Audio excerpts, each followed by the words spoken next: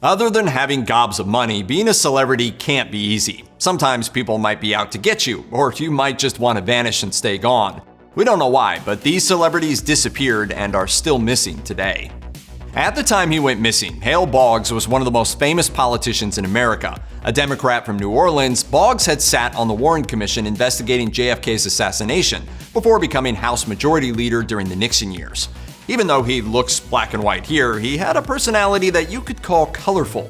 He verbally attacked J. Edgar Hoover in Congress. He was thought to be an alcoholic, and he became famous for doubting the lone gunman theory of the JFK shooting. So yeah, Hale Boggs, kind of a big deal in 1972. Hence the nationwide shock when he disappeared. On October 16th that year, Boggs was in Alaska helping a fellow congressman's re-election bid. The two got on a light aircraft heading for remote Juneau. According to Medium, they were never seen again. The weather was terrible that day. As soon as Boggs failed to show in Juneau, everyone guessed what had probably happened. What was then the biggest search operation in U.S. history was launched, with 90 planes searching 325,000 square miles of Alaska, but no trace of the missing aircraft or its occupants was ever found. To this day, there are some out there who think Boggs was killed for his work investigating the JFK assassination. It's not like there could be any other explanation for a small airplane vanishing over water in bad weather, right? Man, it's a mystery! It's a mystery wrapped in a riddle inside an enigma!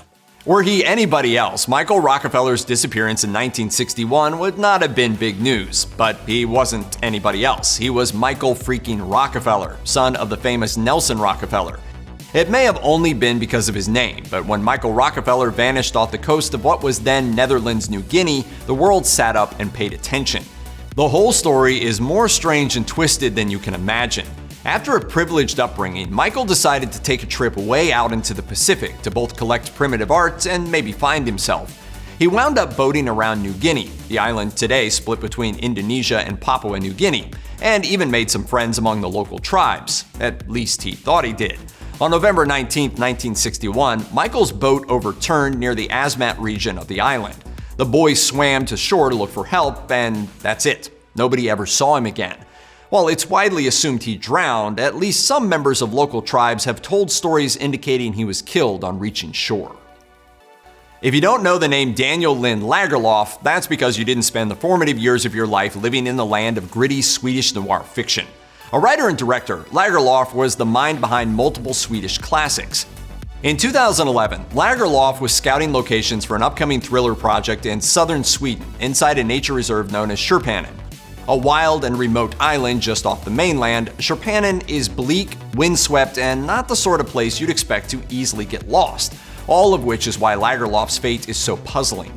According to Sweden's news website Local, Lagerlöf split off from his friends to investigate the island alone. He was never seen again. Sjöpannen is surrounded by water, so it's entirely possible the director slipped and fell in and simply vanished beneath the waves. He's presumed dead, but no body has been found, and no one can say for certain what happened. Officially, he remains missing. In a certain place at a certain point in time, Zahir Raihan's name was known to millions. He shot to international fame in 1971 with his 20-minute documentary Stop Genocide.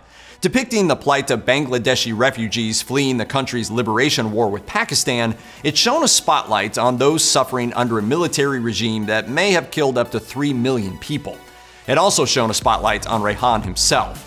In January 1972, barely a month after the war had ended with Bangladesh declaring independence, Raihan went missing. It's thought he was abducted by Pakistani security forces. After that, well, you can probably guess. The tragic part is that Raihan was only in a position to be kidnapped because he was looking for his missing brother.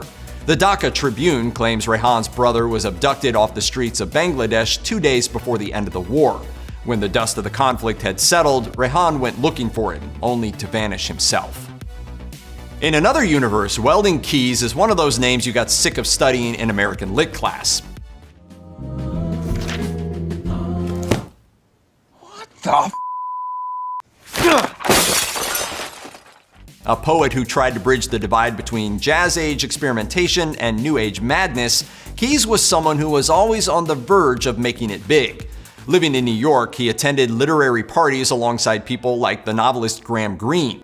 But Kees never became famous exactly. The sad part was he disappeared too soon for that.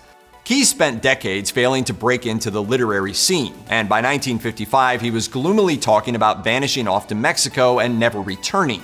In July of that year, he told his friend Janet Richards things are pretty bad, and mentioned going away. After that, he up and vanished into legend.